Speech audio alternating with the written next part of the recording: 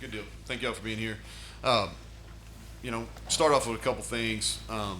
Spring game going back for a long time, back to Coach Nealon is one of the things that's been together this whole time is Children's Hospital. So want to recognize them and special to have them on the field earlier as we started the game. So wanted to acknowledge that. Appreciate the fans showed up, band cheerleaders. The weather, the sun's out now, but the weather was much better than anticipated. I wish we had weather from yesterday, but it is what it is. And but I appreciate the people that came and they were into it. And obviously Jaheim's a fan favorite already, and Jimmy, the band was pretty fired up that Jimmy was out there, so that was good. Starting, I thought defensively, we held some guys out, but I thought Lee Koba really showed. I thought he was physical in the run game early. Probably would have had 2 sacks if the quarterbacks were live. I thought he showed up. I thought Hammond Russell did a nice job in the run game, really pushing and getting some penetration there. Josh Favris, who's had a quiet, but he's really improved. I think I mentioned him one time, but thought he made a couple nice plays. And I thought we played the deep ball well, minus one time at corner, which was something that we've been working on. I thought offensively, Jeremiah Aaron made a couple nice plays, which is somebody we really need to take another step. So that was good to see. Cole Taylor probably had the play of the game, the one-handed catch going across the middle. You saw he made a couple catches during the scrimmage. Devin Carter had the explosive play there in the third quarter. That's kind of what he's been doing. And then we're talented at running back, and we're gonna have a spot for all those guys. CJ had some nice runs. I thought Tony saw it well today. Justin and Jalen both had some nice yardage after contact, and then Jaheim had the big run, and so he's explosive. We've seen that practice. He got banged up a little bit toward the end, but he was healthy today and had the big one. And so with that, I'll turn it over to you all for questions. Neal, do you get more out of the spring game? Obviously, it's a different format, but people in the stands, kids maybe perform differently. You get something out of this that you don't during a regular practice? Yeah, so you all were asking about this other night on the radio, and here the way I look at it is so 14 practices are basically staff. It's for personnel evaluations, putting guys in situations, units and people in situations, see how they react, and know there's going to be some failure there, and then see how do we handle that adversity. Also to get repetitions and scheme. Today is about performing, and it's really we want it to be a fun experience. It's what we did to dress up. The guys could dress up, and we did some things with competitions because they enjoy that during the normal practice. And so today's about performing because there is a difference. There's a difference when people are in the stands, when TV's there. There's an extra element of pressure, and you got to be able to perform. And so we'll use this as a tool to see how some of those guys handled it. Thoughts on the quarterbacks? I need to go watch it. If you look statistically, Garrett's stats were better. One of those that he hit probably was going to be a sack. And both of them they're runners. And in this format, it's hard for them for their full tool set, I guess, to be shown. I thought Nico threw 2 really nice deep balls, and our receivers didn't play the ball very well. So without having a chance to watch it, it's hard to tell. But I thought that they protected Garrett a little better, which is unfortunate for Nico. But like I said, this is going to be the long game. Regardless of what happened today, or what happened through the first 15, this is going to be a deal that went winter, spring. It's going to go through the summer into fall camp before we figure it out. Yeah, what'd you think of Montre Miller? A couple nice breakups. He did, yeah, and that's who I was really alluding to when I was talking about the corners playing the deep ball well. He defended 2 go balls that I thought, and that's something that hurt us a year ago, and so that was definitely a positive. He also had a nice break on a slant and got his hand on a ball. Yeah, and he's a guy that we need to. Obviously, we brought him in to play, and so today was one of his better days. I was encouraged. Award winners. Start with CJ. Why did you feel him deserving of Yeah, he's a guy that I think with that award is there's a little bit of dues paid to it, right? And so there's certain guys that have earned scholarships, and there's a really, and you know this probably better than I do, Greg, is there's a long history of quality walk-ons here, and guys that have walked on, earned scholarships, been great players. You know, Rich Braham was here today. You know, just off the top of my head. But even in the 4 years we've been here, there's been some really good players that are walk-ons, and more importantly, they're the glue of your roster. You know, for a small state, you know, I think it's really important for us to have West Virginians, and there's only a certain amount of Power Five scholarship players in our state, and so it's important for us to have a quality walk-on program, and and I think that's something that's improving. And then with CJ's a guy. First of all, he is someone that's very, very respected on our football team. You know, we always talk about there's three ways you become a leader. Is number one, you're one of the best players.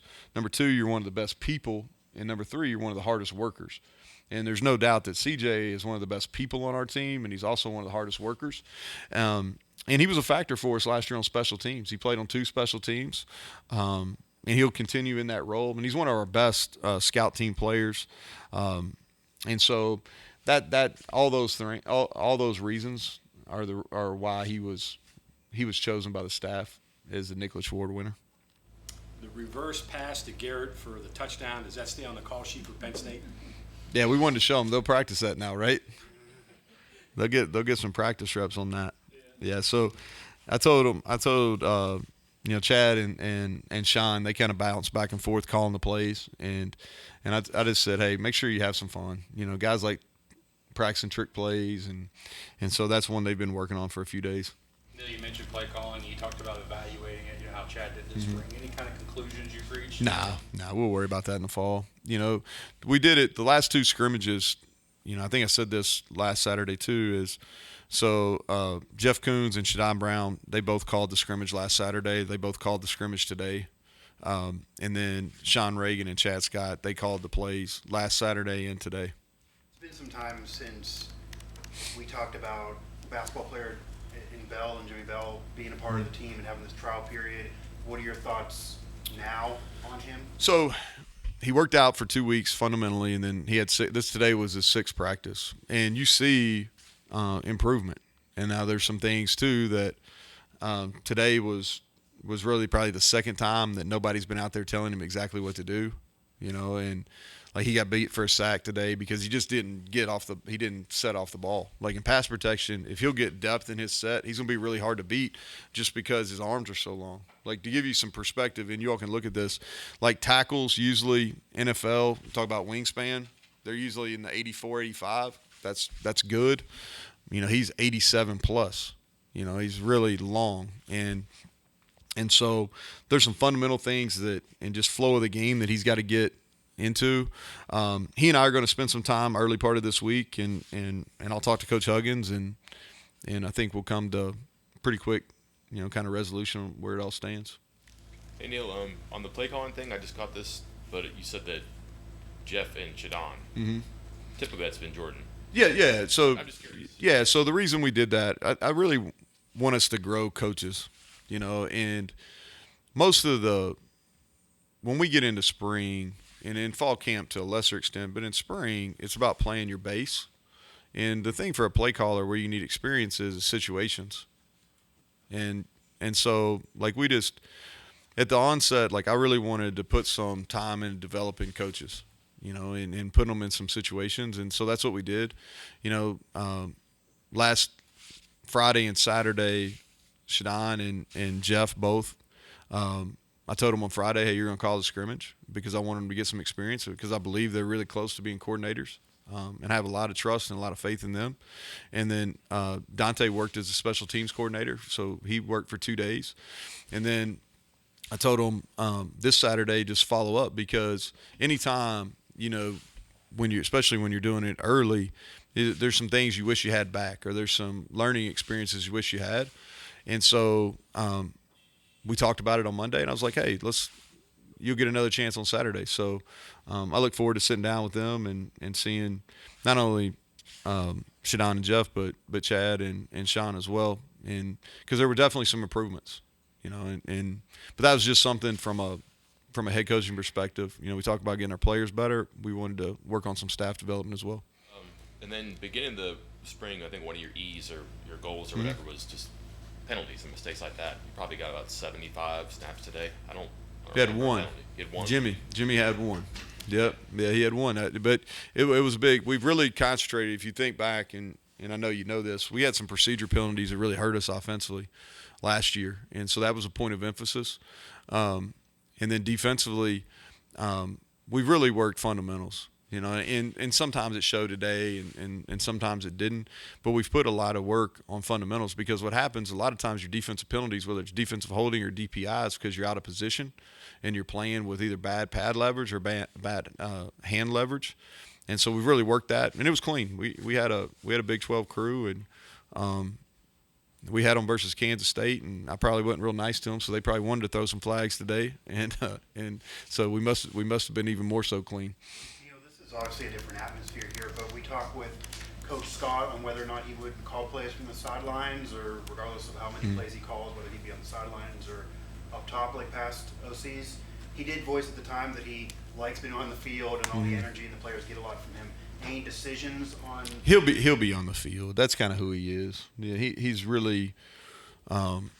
That's one of the items that I've really enjoyed with him being. Yeah, one of the things I've really enjoyed, and I think, and I made this comment to Amanda during the telecast today, is when someone earns a leadership, sometimes, being put in a position, and he earned that, but when you're put in that position, you either flourish or you really struggle, and he's been one of these guys that's really flourished. He's good in front of the room. He's got a positivity and an energy level that the guys appreciate. And so he's best served. His best service to the team on game day is for sure to be on the field, just because he's such the energy guy, and they feed off him. And he does a great job with the guys one-on-one when they have adversity, or when we have a little bit of a struggle too. He's able to get them in a better spot. So he'll stay on the field. Sean will stay up in the box. You mentioned the beginning of spring about getting back to the basic fundamentals. Now that you've gone through spring ball, evaluate that a little bit. Well, we're better. I don't think it's a finished product. I stood back today, and I didn't have a headset, because I didn't really want to know what the calls were on each side. I really was paying attention to the line of scrimmage, and I thought our pad leverage on both sides of the ball was better.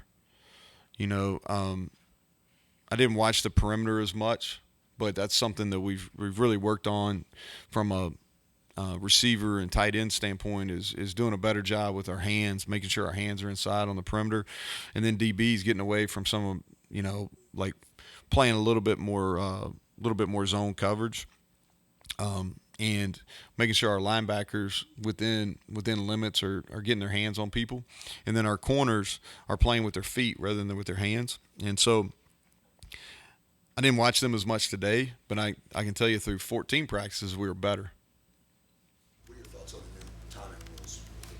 Yeah, I don't think it's going to be that big a factor. The clock is going to run on first downs, which we did today during the first half. I don't know if you'll notice, we played with those new rules. I think you'll see a few less plays, but I don't think it's a factor. Like, I'm not for, and I don't think anybody is running the clock on incomplete passes. I think that completely changes the game. And so, but I think the clock stuff's going to have minimal effect. Two young guys that you've talked about throughout the spring, Ben Cutter and James Hurd. Beginning of spring until now, how much growth have you seen, and where do they have to go from here? Well, I think it's a learning experience for those two guys. I think if you were to bring them in here day one of spring and say, "Are you ready to play?" and they're going to, "Oh yeah, I'm ready. I'm the guy." And then about 5 practices in, they're like, "Whoa, this is a lot here." Like these guys are, and both of them, and I won't talk about it here, but they both had some welcome to college football. James playing on the line of scrimmage, and he's going against Wyatt Milam and Doug Nestor, and there's quite a bit of size difference there. And we've got a fullback in Luke Hamilton that they got under Ben a couple times. But what they did is both those kids are really, really hungry. They're intelligent football players, and they really worked at it. And those guys are going to be factors for us. Like Ben's going to play. I think he'll be a guy that's going to continue to grow. He's put on like 15 pounds since he's been here.